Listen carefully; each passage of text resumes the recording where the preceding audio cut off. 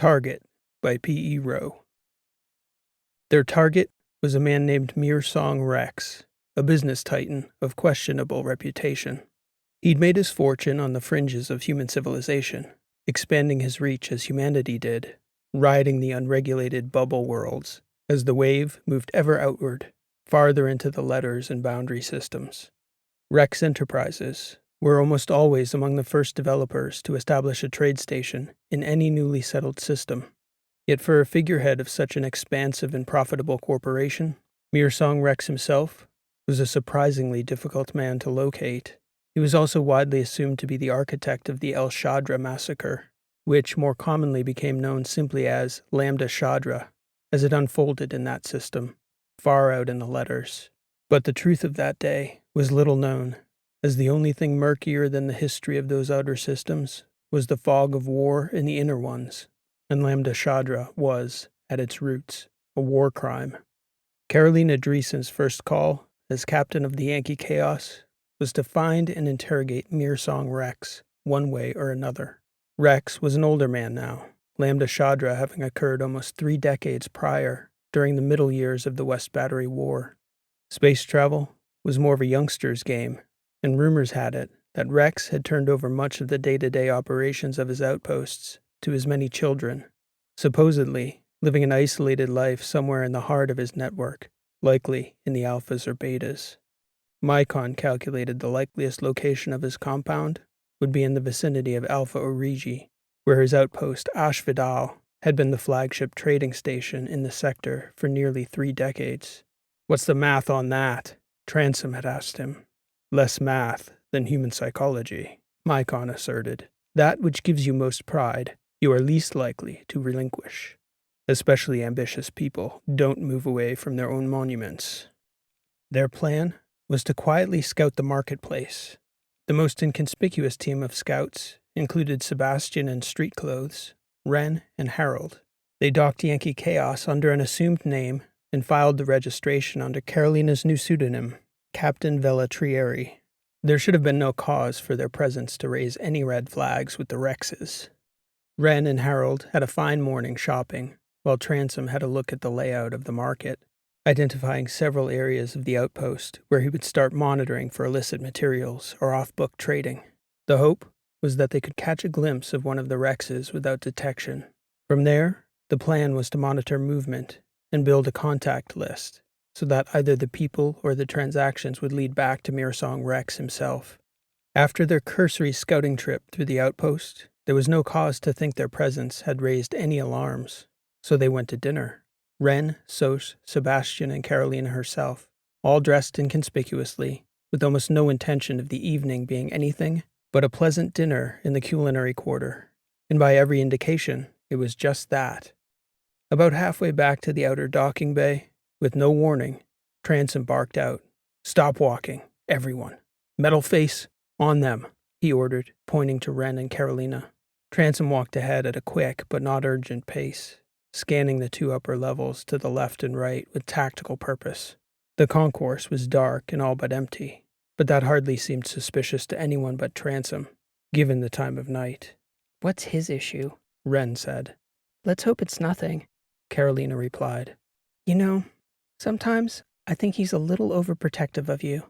"Shh," Soch said, pointing to the upper tier. "Eyes on." They were too exposed, standing in the center of the lower causeway, with walkways above them to both sides. Soch moved them to the next raised planter in the center of the causeway in front of them, his eyes keenly focused on the walkways above. The small trees and shrubs offered some cover to hide under, and the planter itself, something solid to duck behind in a pinch he hoped wouldn't materialize. When Transom didn't return after nearly a minute, Soch directed Wren and Carolina to sit on the floor with their backs to the planter.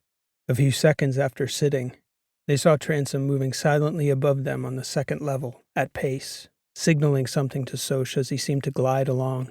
Moments later, the entire concourse, silent seconds earlier, was overwhelmed with the sound of a firefight on the level above them. "Down. Stay tight," Soch said, ducking behind the planter on one knee himself. "Pull your legs in, both of you." The shots that flew at Soch came without warning from the upper tier on the opposite side of the planter. Soch got down fast once the bolts started flying his way, 2 pinging off his metal half, which he'd instinctively turned towards the shots. The causeway wasn't totally empty. Screams now echoed up and down the concourse, sowing confusion and panic. A few civilians went running past. Between the sound of the shots and the screams and the intensity of the incoming fire, somehow that was enough for it to slip past Soch that Carolina had been hit, struck in the thigh by a ricochet. Initially, he'd misinterpreted Carolina's yelping as the reaction of a civilian to her first firefight. It was only after Ren nearly pushed him back into the line of fire to apply pressure to Carolina's leg that he had a sense they hadn't gotten out of the initial burst unscathed. "How bad is it?" Soch asked.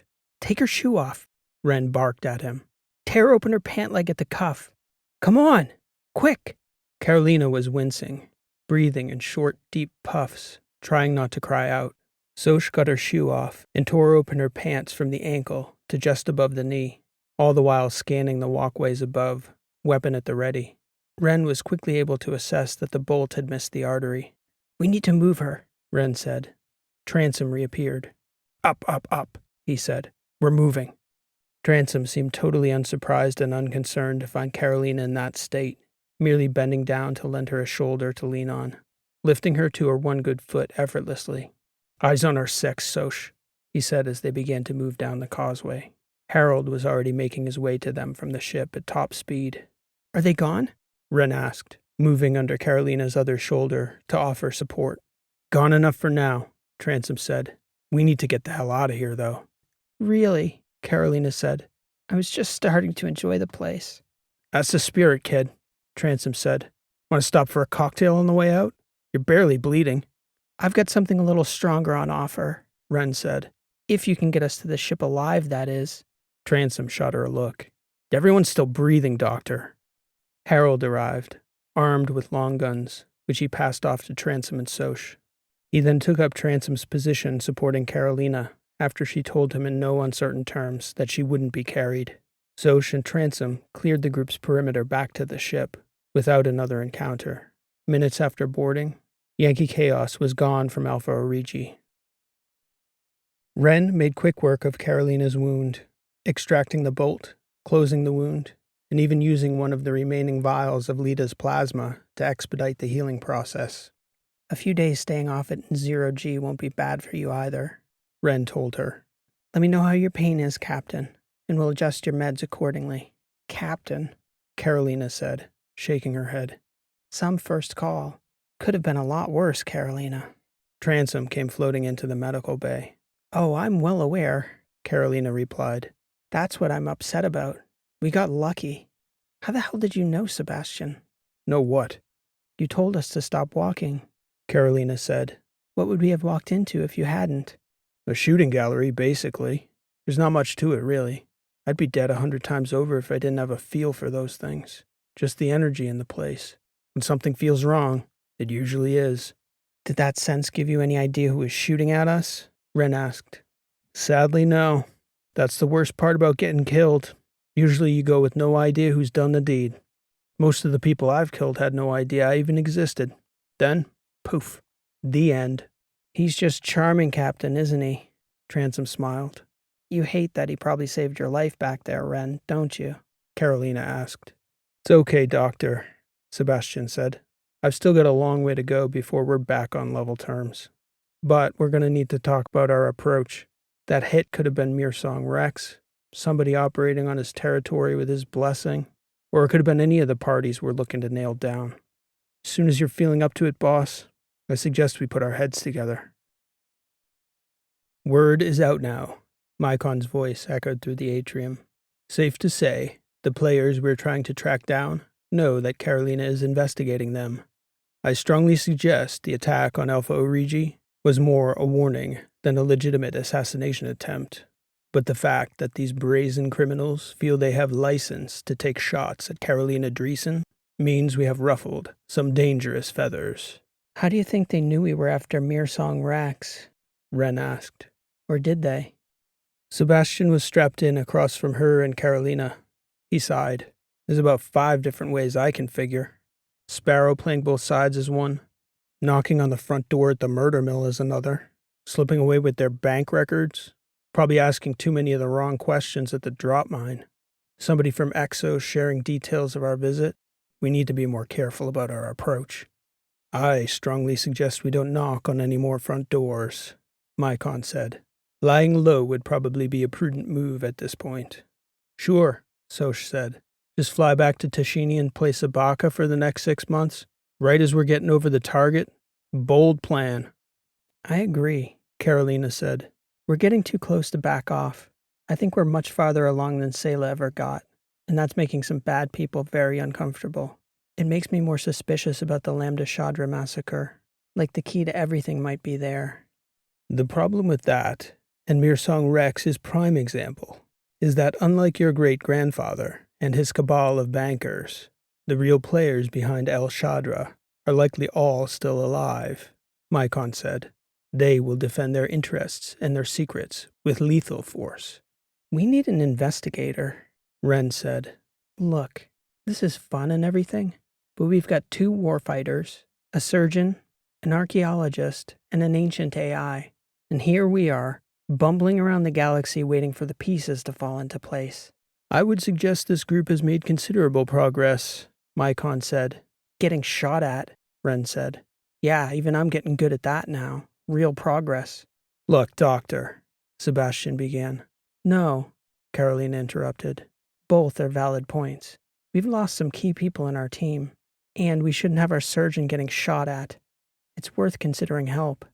I'd be very skeptical of anyone in your orbit, Carolina, Soch said, after what happened with Sparrow. I agree, Soch. My family and our friends and allies should be avoided. Funnily enough, though, that does bring someone to mind. Carolina exhibited a mild wince. Are you all right? Ren asked. Oh, the leg's fine, Doctor. It's just we said no friends. What about someone who hates my guts? All depends on why, Sebastian said. All the right reasons, Carolina answered. None of you can ever tell him I said this, but I think he might be perfect. Carolina prepared Transom and Soch for their next target to be far less deadly. That didn't mean he'd be pleasant. He just wasn't the type to lash out with anything but harsh words, of which he'd exchanged plenty with Carolina over the years. Karsten Irie wasn't an investigator in the strictest sense. He was a historian, a young professor now. He'd stood for his doctoral degree, while Carolina was an undergrad, studying archaeology. He was very bright, but contentious, and a harsh critic of her father's administration. What had impressed her about Irie, though, was his willingness to leave the library, to get out into the field and talk directly with the eyewitnesses and the players to the history he was examining. The documents were dead things to him, flat. History, in his view, wasn't flat. It was a living, invisible mystery, waiting to be experienced. Given the nature of their quest, she knew Irie would be an asset, but she also knew he wouldn't appreciate having his work disturbed. And he certainly wouldn't appreciate that she'd be the one disturbing him. You two be good when you pick him up, Carolina told Transom and Soch.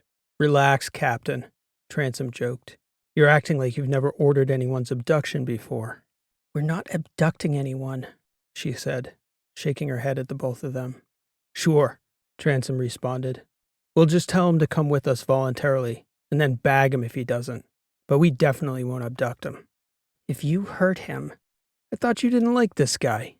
I don't, and he doesn't like me either. Okay, Transom said. You ready to go pick up Carolina's boyfriend, metal face? Soch chuckled and looked at Carolina with a half-smile. I'll make sure Sebastian behaves. They set off on foot along the dusty desert plains of the deserted little mining world. Mycon had located the group of academics camping in the small abandoned settlement of Harpersville, which, in the years of Helenia's outward expansion, was briefly a thriving mining settlement here in the Damon system. It seemed like the type of project she'd have relished months earlier, digging through relics, examining abandoned buildings, mining sites, and rusting machines, struggling to piece together what had happened to turn this planet into a ghost world while others thrived. For a moment, she was jealous of Karsten. In that moment, faded to a long sigh at the realization that she just sent Soch and Transom to pull him away from that work, using the not-so-subtle art of intimidation, or so she prayed that was all it would come to. Carolina only hoped Karsten could forgive her after he learned what they had about the war. She suspected he would particularly enjoy listening to her confess the past sins of her family. That thought had her second-guessing her second major decision as captain. Carolina waited for Karsten at the table in the atrium. Her biggest concern was getting him mixed up in the danger they were now in, so her top priority for Transom and Soch was pulling him away from the Harpersville survey group unseen. Quick, smooth, and quiet was the goal. It took about 4 hours for Transom and Soch to return with Karsten Irie, who'd walked with them apprehensively after they'd pulled him into the rocks near the mines and given him the options to come willingly or be carried. He took one look at Soch and Transom and decided he had little choice but to walk. Carolina heard their footsteps and voices at the back ramp from the atrium. "Sorry we had to bag you like that, Professor," she could hear Transom say. "The captain said it was for your own protection." "You're sorry," Carolina heard Karsten Irie responding in that familiar acerbic tone. "Pardon me if I have my doubts about your sincerity." She took a deep breath as Karsten stepped into the atrium, Soch and Transom trailing behind him, prodding him forward. "The historian you requested, Captain," Transom said, a wry smile creeping onto his face. "Dreesen?" Karsten said as he recognized Carolina sitting at the table. "You have got to be joking. What the hell?" "Hello, Karsten," Carolina said. "Please strap yourself in. We'll be taking off momentarily." "Like hell," he said. "I'm not going anywhere with you. Not like this." He turned back toward Soch and then toward Transom, who were still standing behind him. "Have a seat, Professor," Transom said. Karsten Irie shook his head but complied, taking a seat at the end of the table opposite Carolina. "Thank you, Sebastian. Soch, we'll be fine back here. Have Mycon get us underway, please." "Yes, Captain," Transom said, grinning broadly now. "So you're what? Some kind of space pirate now, Dreesen? What the hell?" "I'm sorry we had to pull you off the planet like that, Karsten, but I really don't want your involvement with what we're doing to be known." "Actually, you didn't have to pull me off the planet at all. You could have chosen not to send your psychopath and cyborg mercenaries to abduct me from my survey site. I mean, what the hell is even going on? What is this ship? What are—" There was a long pause, and Karsten sat at the table with his mouth hanging open. "Take a breath," Carolina said. "I promise you this will all make sense. Just take a moment and allow me to explain." "Crew is secure for takeoff," Mycon said. "At your leisure, Mycon," Carolina said. And after a few moments, the engines hummed, and Yankee Chaos gently began to hover over the desert floor, taking a low but steadily rising trajectory into the dusty little planet's sky. Irie stared over at Carolina, shaking his head. She didn't know where to begin, so she sat quietly as they headed into space, waiting for Karsten to give her a sign that he was ready to talk. She'd never seen him speechless before. For a moment, she found herself guiltily enjoying the feeling. "Well," he finally said. By then, Damon Mine's atmosphere had drifted away to the dark black of space in the atrium window above them. The weight of gravity had dissipated. "You were going to explain, Dreesen?" "Where to begin?" she said, shaking her head. "A lot has changed since I saw you last." "Rumor had it you lost your mind," he said, looking around the ship. "Rumor confirmed." "I didn't hear that rumor," Carolina said, smiling. "Well, you disappeared and half of Athos was looking for you. And it was a big news story for nearly a month. Then suddenly your dad was on the news, requesting privacy. So everyone just assumed you'd snapped after your aunt died or something. Most people figured you'd been found and sent off to therapy at some private retreat on Helenia or something. This? Nope. Never would have guessed. So what, you're playing ship captain with a bunch of rogue mercenaries?" "Not exactly. But you're not wrong that it all started with my aunt. Anyway, it does go back to my family. I'm investigating them. The short explanation is that we need some help developing a new approach. And the secrecy is because it would be dangerous for you if any of the people we're investigating found out you were helping me." "You're investigating your own family?" "Yes, Karsten. I know that's probably hard for you to believe." "I don't believe it. In what? Dangerous? You're afraid of your own family now? Like people in the government?" "It's not really just my family we're investigating. It probably wasn't my family anyway. It was probably someone in Mirsong Rex's family. Mirsong Rex? Probably wasn't what? What happened, Carolina? It's not that big a deal, Karsten.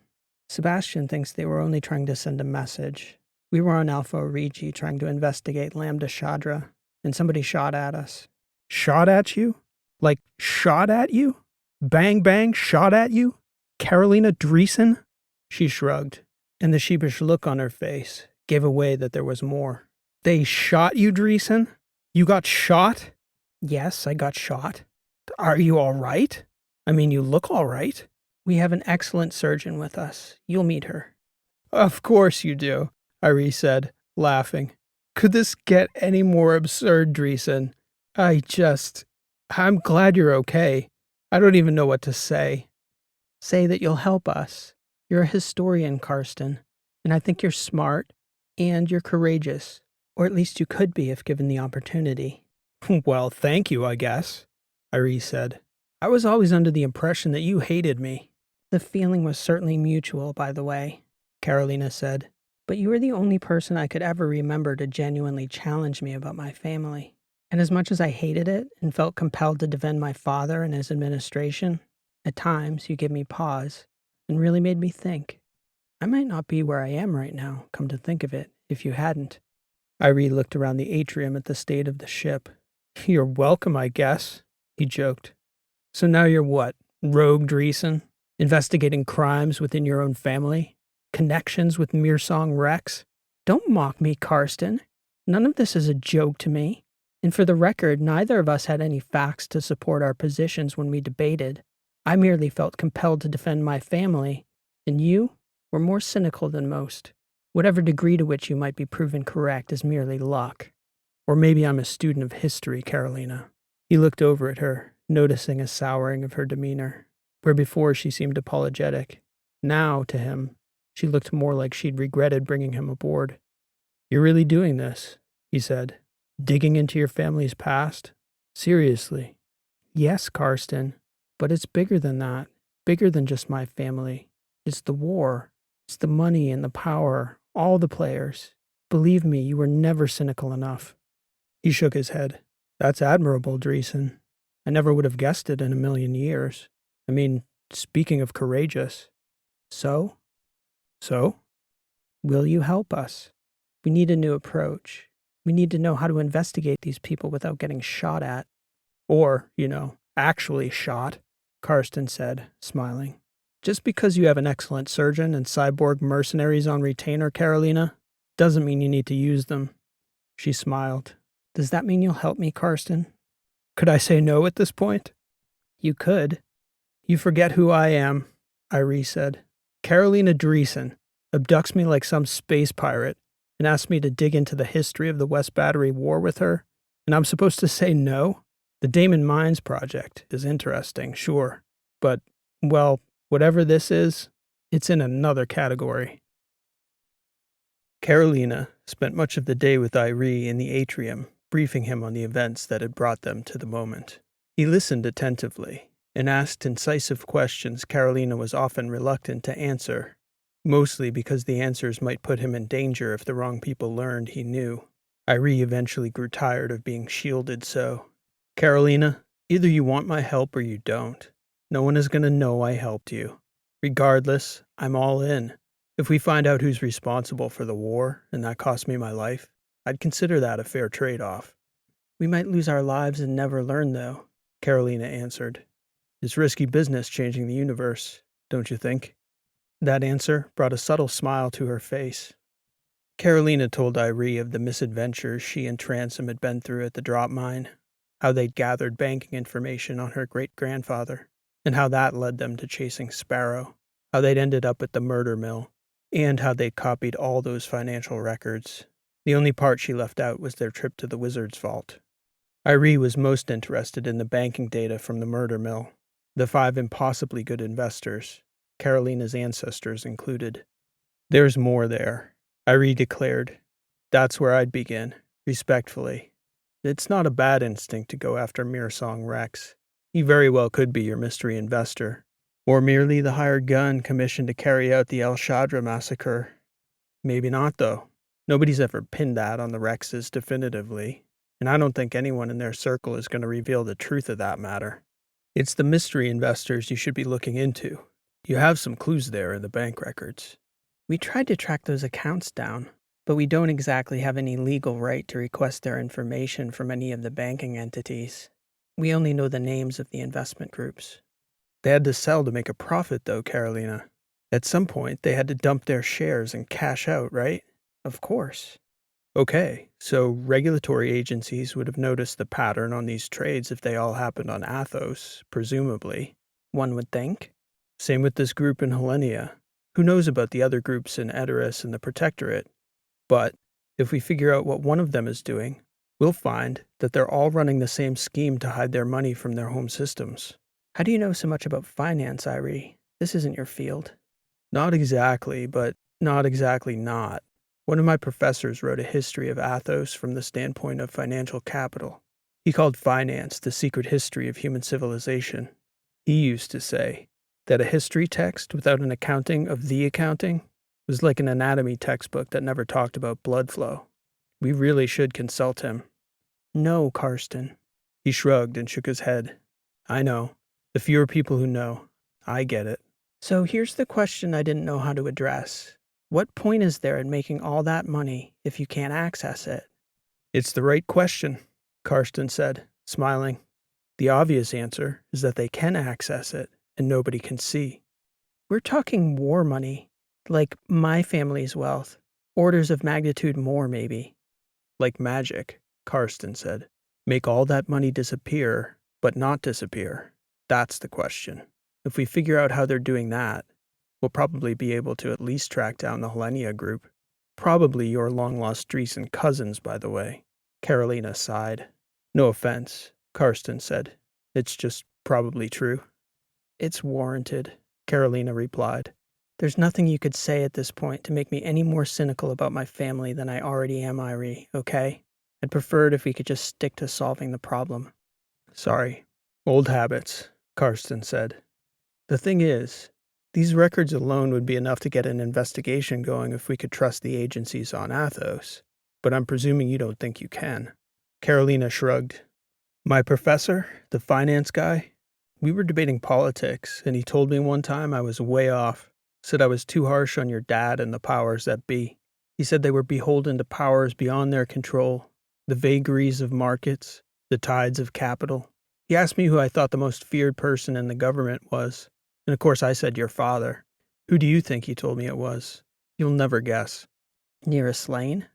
I'd have thought you'd guess the defense chiefs, not the chief solicitor. Carolina shrugged. Do you know who Rena Tamashi is? I've never heard of her. She's like the assistant to the undersecretary of the chief of the exchequer or something insanely obscure like that. After my professor told me about her, I looked into her and what she did, Carolina. She's a forensic accountant. She's basically an assassin by other means. She's kneecapped more or less every serious political rival your father's ever gone up against. Things that quietly go away, they go away because she goes snooping into the finances of campaigns, personal wealth, business transactions, anything. And when she's done, let's say at the very least, there's a deal to be done. Worst case scenario, your dad's latest rival ends up in the asteroids recycling metals for 10 to 15 years. What's your point, Karsten? We could use someone like her. Probably more than you could use me. She'd know the parameters, what kind of banking channels you'd need to hide such sums. If that's the answer, then let's try to figure out what those parameters are. Mycon assisted for several hours as Carolina and Karsten worked to define the necessary attributes of their mystery bank. The institution would need to be able to move large sums of money, be close enough to the main areas of the battery to communicate readily, yet it had to be far enough outside the main systems to escape regulatory scrutiny.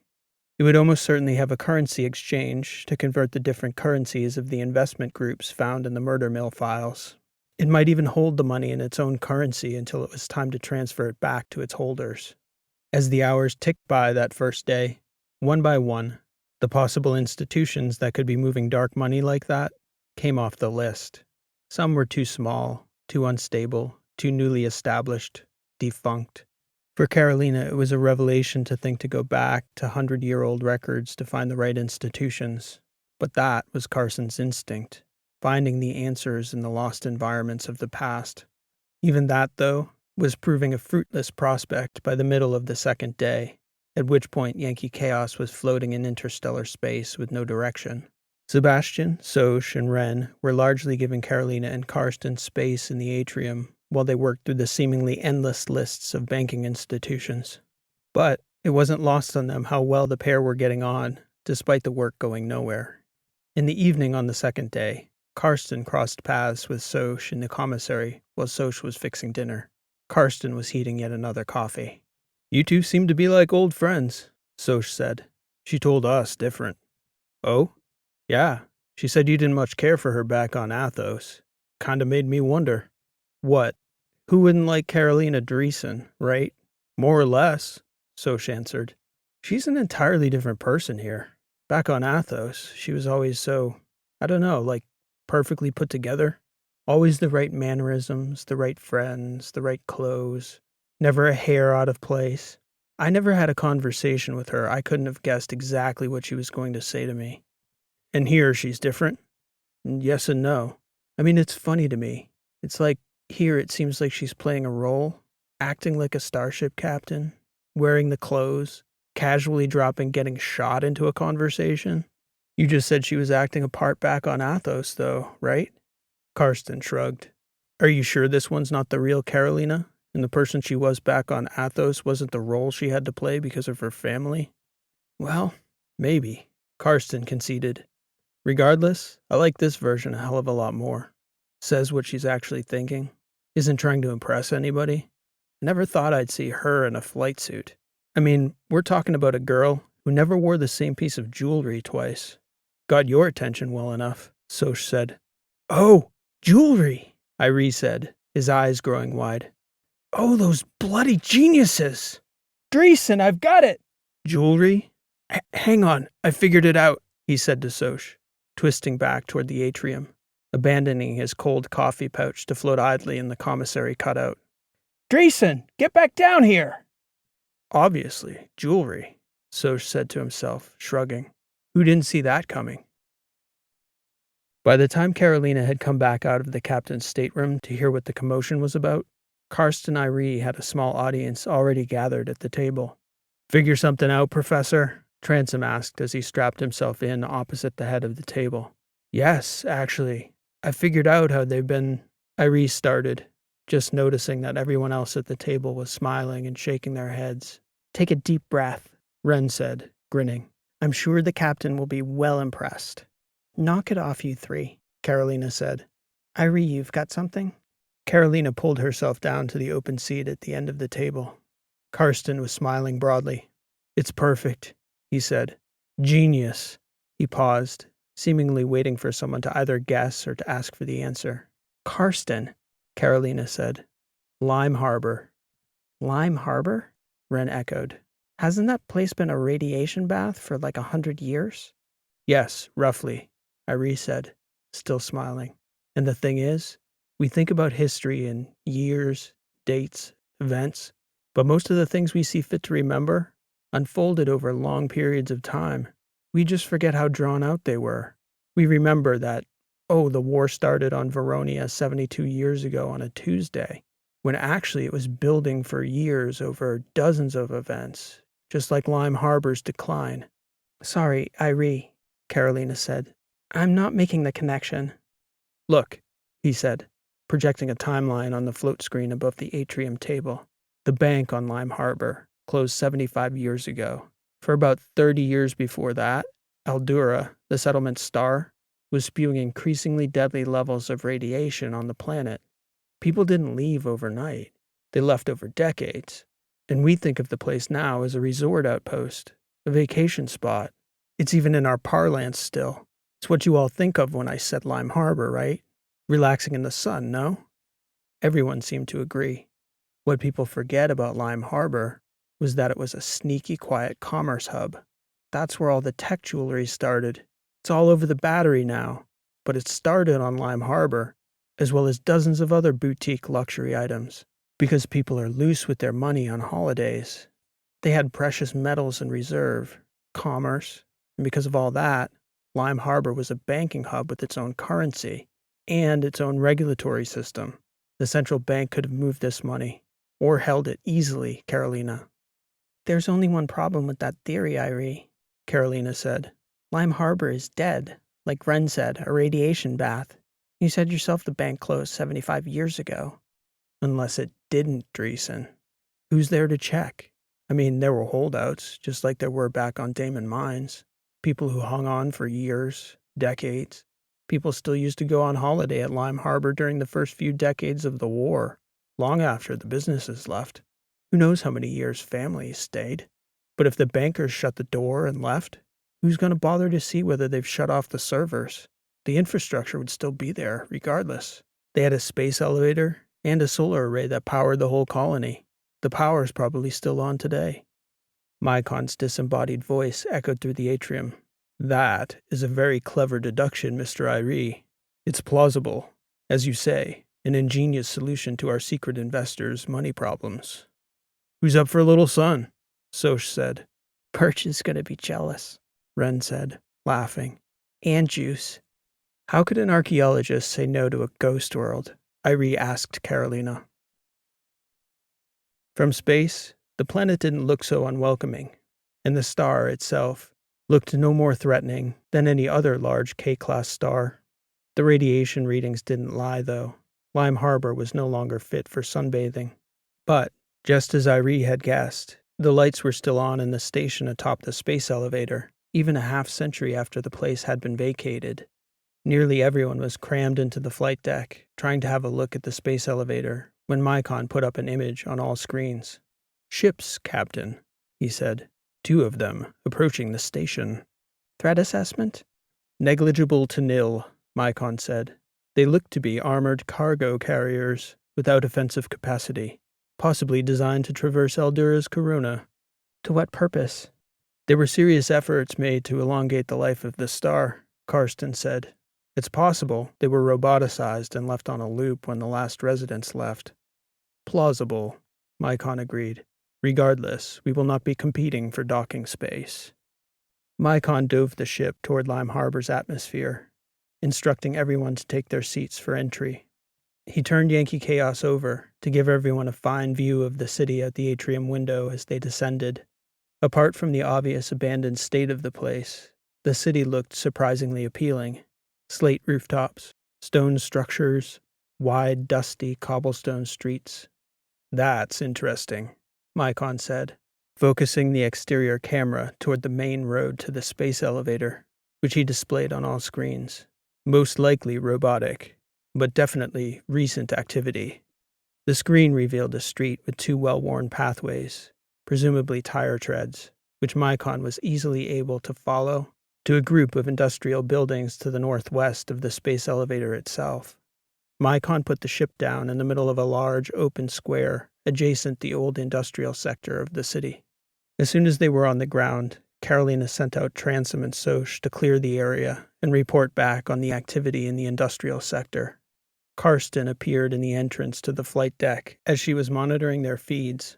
You're going to have to explain to me at some point how you became captain of this little pirate ship here, Dreesen.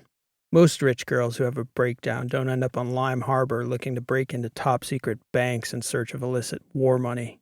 You've done pretty damn well for yourself. She looked back at Irie, smiled, and gestured to the seat beside her. Sebastian, Soch, and Harold approached the warehouse from a distance, following the vehicle tracks and observing. It was hard to imagine that they wouldn't have been seen landing by people or bots on the ground, but whoever was here, they didn't seem to have noticed the new visitors flying into the city unannounced. As the small party finally reached the warehouse where the tire tracks ended, the sliding doors opened, and a truck exited the warehouse, pulling a trailer filled with large metal spheres. Sebastian directed the group behind a nearby building to get out of sight. Once the 2-truck caravan had set off down the well-worn tracks in the road, Sebastian took point as they approached the building, entering through a back doorway. There was a steady noise coming from a large room to their left as they entered. That proved to be machinery, which, as they examined more closely, was responsible for producing the metal spheres the bots had been hauling. The noise of the room masked their footsteps as they progressed to the other side of the warehouse. It also made it impossible for them to hear the woman working in the adjacent room. She was repairing a robot, with her back turned to them as Sebastian entered. "Excuse us!" He raised his voice, startling the young woman. She screamed and turned toward them, reaching for the tools on the table, but coming up empty-handed. "Who are you? What do you want?" She glared at Soch and then back toward Sebastian. "Please," she said, "don't hurt me." "We're not here to hurt anyone," Soch said. "We didn't expect to find people. We heard the city was abandoned." "It is," the woman said. "We're the only ones here." "I'm Soch, and this is Sebastian. What's your name?" "I'm Cisco," she said. "Cisco Dreesen. I'm here with my fiancé. He's a fighter. He'll hurt you if you harm me." Sebastian smiled, looking over at Soch. "We're not here to hurt anyone," he told her. "Not today." "Knock it off, Sebastian," Soch said. "We're sorry for startling you, Cisco. Do you have a few minutes to meet with our captain, maybe?" "I need to replace the batteries on these units or we're going to fall behind again." "Harold can do that for you," Soch said. "Do the bots need any direction once they're reactivated? Or are they self-directed?" "No, they're fine once the batteries are in." "Harold?" "It would be my pleasure, ma'am," Harold said, walking over to the table and assessing the situation. "Please." "Who are you people?" Cisco said. "Did you come to help?" "Something like that," Sebastian said. "Come on, let's go see the captain." When Soch and Transom brought Cisco back to the ship, Carolina and Irie were shocked to hear there were humans in the city still. They were even more surprised to see a distant Dreesen in the person of Cisco, who explained that it was her fiancé's family who'd originated from Lime Harbor. His grandfather, Barlow Reish, had never left. In fact, the old man was up in the main house. "Dying, we think," Cisco said. "He contacted us 2 months after we went back to Gracia because he'd gotten very sick and couldn't continue to run the operation." "Ren," Carolina said. "On it," Ren responded, heading to the medical bay for her bags. "I'd like to have our doctor take a look at him." Cisco put her hand over her mouth and began to cry. Carolina got up and approached her. "He's been in so much pain," Cisco said, embracing Carolina. "Thank you. He wouldn't let us take him from the house." "Well then," Carolina answered. "let's go see if Ren can get him comfortable." Carolina left Soch to watch the ship. On the walk up to the main house, Cisco explained to Carolina that Barlow had been there his whole life, struggling to keep the star from deteriorating beyond salvation. All the scientists had long since given up hope, but the old man had remained, keeping the robots running experimental slugs into the sun's corona in the hopes of saving Lime Harbor. Then, just as his life's work finally produced the breakthrough he'd been waiting for, the old man had fallen ill, short of breath with shooting pain in both his legs. That's when Cisco and Alex had come back to help him. "Barlow's not mobile anymore," Cisco continued as they walked through the old stone streets. "That's why Alex is with him. I can't lift Barlow out of bed anymore. Alex goes down at night to do the bot repairs he can't talk me through. He's the engineer, but I'm learning." When they got to the house, Cisco took Ren up to the bedroom where Barlow was convalescing. Alex came down to meet the group that was there, more people than had been in the old family homestead in half a century. "Did Cisco's parents send you people?" he asked as he entered the main room at the foot of the stairs. "You brought a doctor. I just can't. I can hardly speak. I'm so grateful." "We have other business here," Carolina said. "but we're happy to help a man in need. He's in excellent hands." "Other business?" Alex asked. "In Lime Harbor? It's been a long time since that's been said, I'll bet. Anything we can help you with?" "We should think that over," Carolina said. "You folks are pretty isolated out here." Alex looked puzzled by the response, but shrugged his shoulders and said, "Well, if you can think of anything, we'll do what we can to repay your kindness." "Mr. Reish," Irie said, "my name is Karsten. I'm a historian, and if he's feeling up to it, I'd love to speak with your grandfather. His knowledge, his life, I'm sure I don't need to tell you, but he's truly a treasure, historically speaking." "Interesting group you've got here, Captain," Alex said. "We'll see how he's doing, Karsten, and if he's up for it, I'll ask him." "Much appreciated," Irie said. "This is some city." After a few hours, Wren re-emerged from upstairs, joining the others in the front room of the house, where they were sitting, waiting for news. The old man was sleeping comfortably now, but the news was not good. Wren had already told the family. Cancer, Wren announced to Carolina, Karsten, and Sebastian. I can't do much at this point but keep him comfortable. But that's actually a lot, because he was in real pain. The radiation? Karsten asked. A lifetime of it. I might have been able to help a year ago, but he's just too far advanced. I can't see him making it through the week. Wren turned to Carolina. How's it going with the banks? Mycon is trying to map the city's comms network. He'll let us know what's next when he's got something. Maybe the old man can help, Irie said. He knows more about the city than anyone. Is he lucid, Doctor? Wren nodded. I heard you were asking about him. I actually think that'd be a great idea, Karsten. A life like his? I'm sure he'd want nothing more than to know people heard his story. If he's up for it, I'd support that. And he's still all there? Oh yeah, Wren answered, smiling. He's a pistol. Carolina left Wren and Irie with the family for the night. By early evening, Mycon had mapped the power grid and communications network well enough to have a sense for where the banking hubs would be. The following morning, Carolina and Sebastian went back up to the house to check in on the family. They found Wren, Irie, and Cisco in the upstairs bedroom with Barlow, who was alert and in excellent spirits. Irie was smiling from ear to ear, soaking in every last detail. Barlow had been up since dawn, talking and talking, telling stories of the old city in the years when people were still visiting. He spoke of the Exodus, when the scientist Harper Corp had hired to save the star finally gave up on the colony. A financial decision, Barlow declared. The star can still be saved, a statement Alex had confirmed the previous day. Banking, Barlow explained, was a major financial sector in the colony. It was an off-world hub mainly for Gracia and some of the Trask worlds. But they closed the banks when Harper Corp left, Barlow said. After that, it was all downhill. That's when the real exodus started. Barlow pointed out the 3 main bank buildings on the city map. I'm no banker, he proclaimed, but I think their executive offices would be where all their processors were. But that all got turned off when I was a kid, maybe 60 years ago, maybe more. He looked over at Carolina. So you're the captain. What do you think of our fair city, Captain? I think a life spent trying to save a world this beautiful is a life well spent, Mr. Reish. He smiled. Please call me Barlow. Your doctor here tells me I'm dying, which is fine. I've lived a long life. I'm home. I've got family around me. And I'd like to be on a first-name basis with the good folks coming and going, if that's not too much to ask. I'm Carolina, Barlow. Carolina Dreesen. Oh, he said, smiling. Like our little Cisco. Maybe you two are cousins. There's a lot of us Dreesens, Carolina replied, smiling. Cisco could show you to the banks. She's explored the whole city. Barlow seemed to be oblivious to who Carolina was, but Cisco wasn't. She looked over at Sebastian and Irie to confirm she'd heard what she'd heard.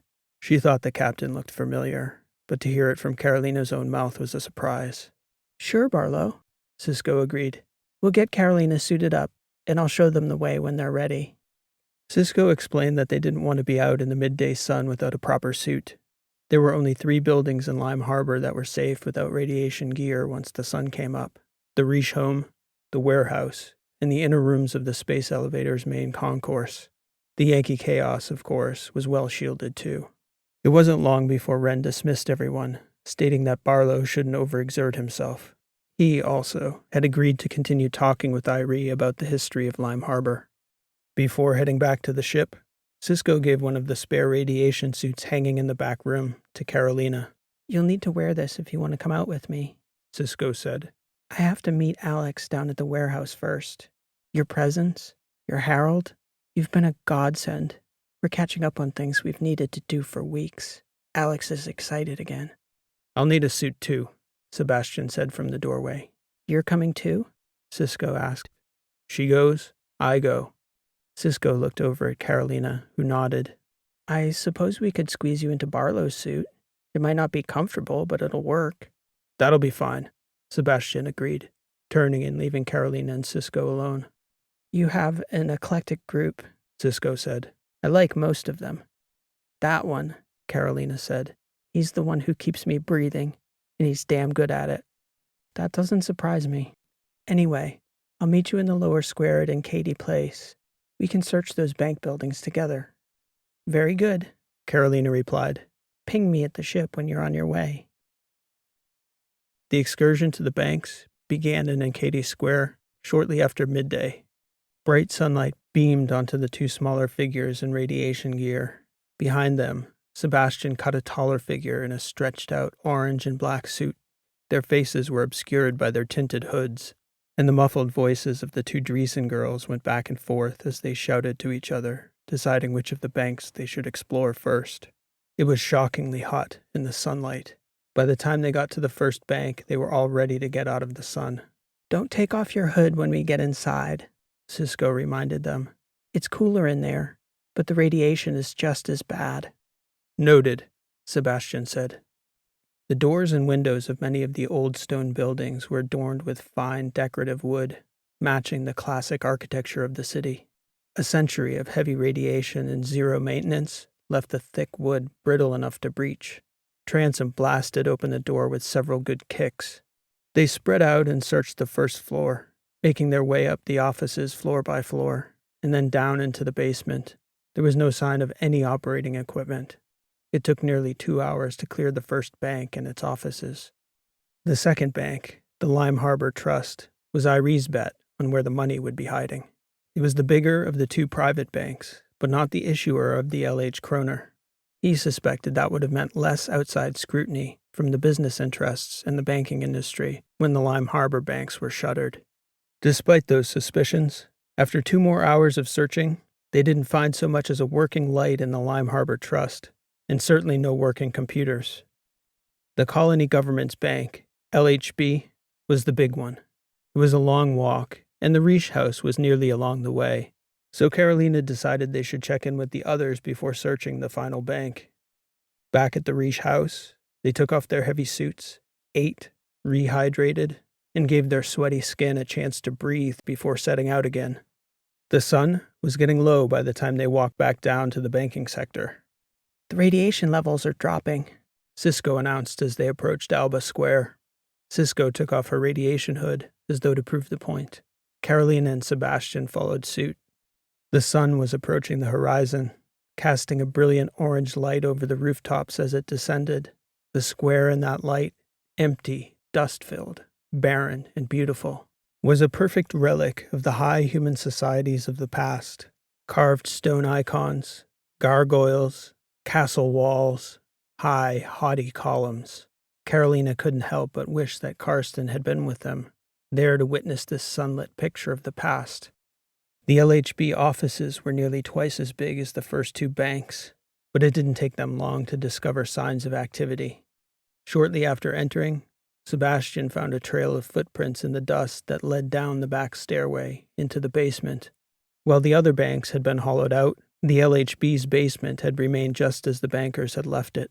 In a back room, there were empty racks that had been recently disturbed. The server blades were missing, only recently cleared out.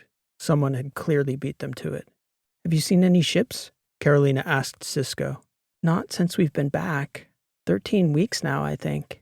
We can ask Barlow, but he would have mentioned it, I'm certain. Sparrow? Sebastian said. Maybe, Carolina responded, gesturing towards Cisco. Let's not get too deep into the speculation business here.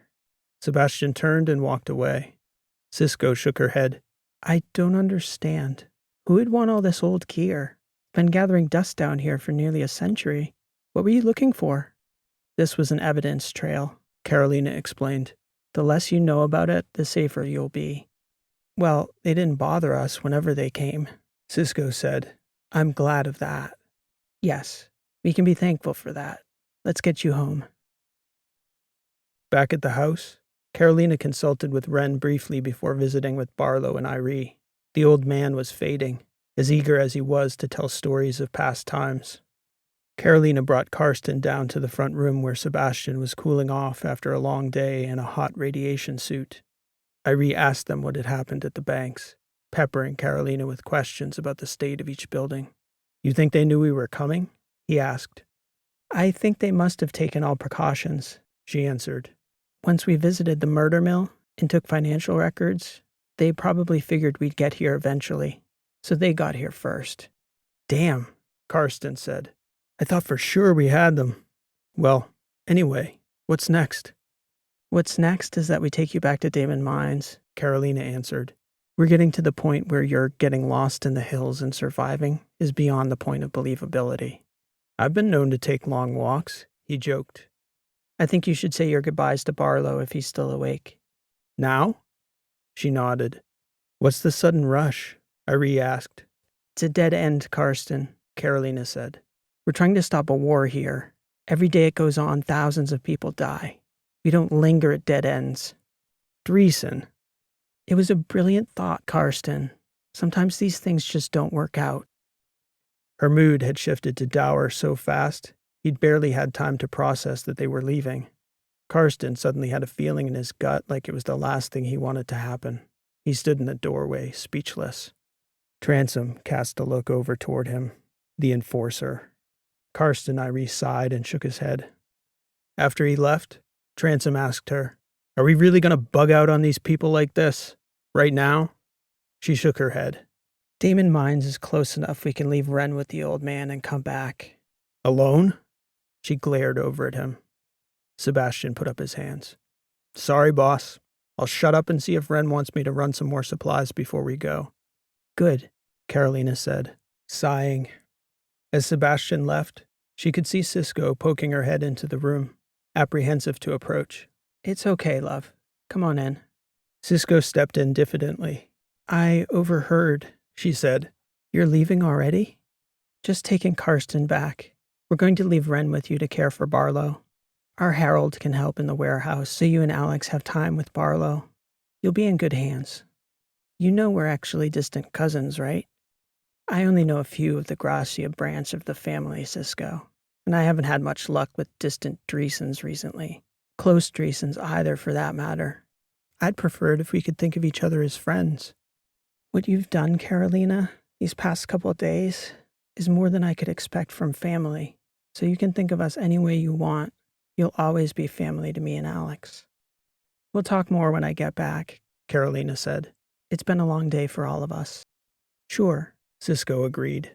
I'll never be able to properly thank you. You'll never have to, my friend. What you and Alex are doing here is beautiful. It's exactly what we're fighting for. Just then, Sebastian came back downstairs with Irie. Carolina got up, and the three of them walked down to Yankee Chaos in the twilight, with hardly a word among them. When they got back to the ship, Carolina had Mycon start the engine and took Soch outside to discuss something she didn't disclose to Karsten or Transom. Karsten was in the atrium, shaking his head, wondering how so suddenly, with so little explanation, he was heading back to Damon Mines. What do you think that's all about? He asked Transom, referencing Carolina pulling Soch outside for a private conversation. That's about the captain's prerogative, Irie, Transom said. If she wanted us to hear the conversation, she'd have held it in front of us. Carolina came back inside through the back ramp with Soch and went directly up to the flight deck. Soch, armed up, slinging 2 bolt rifles over his shoulder, as well as his go bag. Transom chipped in, exiting the medical bay with another rucksack filled with medical supplies. Try not to use all those, he said, handing the medical bag over and gesturing to the guns. Zero intention of it, Soch answered. See you in a few. He exited the back ramp, and Transom gave the all-clear to take off. A straight line between Eldura and the Damon system was a little less than 18 hours flight time. Carolina was exhausted from the long day, sweating senseless in that radiation suit, so she slept the full first 10 hours of the trip. She hardly came out of the captain's stateroom afterward. Karsten spent most of the trip at the atrium table, combing through the recordings and notes he'd taken of Barlow. Cisco also had given him thousands of files to comb through. Files she dredged up from the city's archives, of the city's golden era, of its history, its years clinging to life, its diminishment, and finally, its death. She'd pulled together a wealth of information in the hopes of rallying people back on Gracia to the cause of resurrecting the grand old colony, both for the sake of the place itself and in Barlow's honor. It was one of the most intriguing pieces of history Irie had ever been privileged to uncover. Mentally, he knew this. He felt, though, like he'd been punched in the gut. It seemed like Carolina was sending him away simply because someone else had gotten there first. And the only other person there to talk to was her Terran psychopath of a bodyguard, but she still couldn't fathom a person like Carolina keeping around. She came out a few times to eat, and each time, she only really took a cursory interest in the story he was trying to piece together on Barlow, Cisco, and Alex. It's such a phenomenal place. In the past, Dreesen, nobody could have dragged you from such a city. In the past, Irie, I was a different person, with different obligations. It was the middle of the night on the Harpersville side of the planet when they dropped into Damon Mines. Mycon was able to sneak them within 30 kilometers of the town without alerting the heavy drone coverage that was presumably running infrared in search of a lost historian who'd wandered into the mountains. You need a coat, Karsten, Carolina said, approaching him at the back ramp in the darkness. It's pretty chilly out there. Yeah, chilly out there, he said. Anyway, see you around, I guess. Don't be like that, Karsten. Oh yeah, I've got no cause to be upset. You pull me off the survey like a space pirate, sweep me up in the biggest adventure of my life, and then suddenly it's like what? Cold. Not chilly, Carolina. Cold. So what am I supposed to say, thank you? She took him by the hand. You used to hate me, and back then, I'd given you no reason to. I'm asking you not to hate me now, even though I'll understand if you do. You're not going to save those people, are you? Alex and Cisco, or the city. Why do you ask? Because I'm going to write a book about them. Somebody has to help them save that planet, all that history, and for the life of me, I can't figure out what's going on in your head if you don't care about such things anymore. She looked up at him and shook her head. The war, though, I know. You're more frustrating than you ever were, Dreesen. I swear. So are you, Irie. She leaned in and kissed him on the cheek. Be safe walking back. And please, Karsten, this is life or death. You can never tell anyone you saw me. I need you to swear it. All the mysteries of the universe couldn't hold a candle to your mind, Carolina Dreesen. As much as I hate to give you what you want, because you always get what you want, I will. I swear, I'll never tell a soul. Promise. She waited at the back ramp for Karsten to walk out of earshot. Then she said it softly. Not always, Karsten Irie. I don't always get what I want. Sebastian was seated at the atrium table when she walked back into the ship. Care to tell me what the hell's going on, boss? He asked. I know you had a good reason for dumping him. I didn't want to. Transom shrugged and shook his head. Obviously. You know I see everything, right? She strapped in at the table, and as she did, the ship began to rise. He can't know, Sebastian. As the ship steadily climbed, Transom could see a figure stepping into the atrium from the back room. Transom started laughing. Hey, handsome, who's flying the ship? Still me, Mycon said, approaching the table in his new body and sitting. As it happens, I can do two things at once. Would breaking into defunct banks be one of those things, perhaps? Among many other useful things. Did we find what we were looking for? Sebastian asked Carolina. All that and more, she replied. The Terran connection, the Trasp connection, who paid Mirsong Rex for Lambda Shadra, and about 100 other terrorist acts, and the mystery investor, the mastermind. It isn't Clemabali, is it? Sebastian said, shaking his head. It was never him. It is far more dangerous than we ever could have imagined, Sebastian, Mycon said. We are going to need to be very tactical about every move from here on out. Well, don't keep me in suspense. Who's the architect? Nelius is his name, Mycon said, and that fact is going to change the galaxy. How so? Because he is not a man, Sebastian. He is one of us, among the oldest, an AI, and he has been orchestrating the financing of the conflict since before the war began. That was all there, hiding in plain sight in Lime Harbor, Sebastian asked. Mycon nodded. Transom shook his head in disbelief. You just made us the target of the most dangerous people in the universe, Captain. Yes, Carolina said. They took a shot at me, Sebastian, and they missed. You're damn right I took their money. I want them to know that I have it, and that I know all their secrets. I want them to be afraid. I want them to be looking over their shoulder every second for the rest of their lives until they're dead." Sebastian smiled. "If you try to kill the queen." "Damn right." "And I suppose we should go pick up our people before those bastards go back to Lime Harbor looking for the people who ruined their party." "I'm going to hang a sign on that bank," Carolina said. "CD was here." "Best to hurry." "We have time," Carolina said. "And then?" "Then we start playing this game on our terms for a change, and we won't be sending any messages. Now that we have our real target, Sebastian, we will not miss." Target. This has been an original story written and read by P.E. Rowe. Thank you for listening, and I hope you enjoyed the story. If you did like what you heard, please show your appreciation by liking, subscribing, and leaving a comment. If you'd like to check out my website, you can find me at rowlit.com. That's ROWELIT.com. You can find many of my other works of fiction of all lengths and in multiple genres. For the dedicated fiction writers out there, I also have a free video series on the mechanics of fiction writing, based on the fields of narrative theory, cognitive psychology, linguistics, and narrative craft, which you can access through my website. So please stop by anytime. Also, if you're enjoying these sci-fi weekly shorts, I've also added 3 shorts set in the story world of my Last Horizon novels. You can find them here on this channel or through the links in the description. If you've enjoyed this week's story, I think you'll enjoy those as well. I hope to catch you back here soon with another new story. Again, thanks for listening. This has been P.E. Rowe, and I hope to see you next time.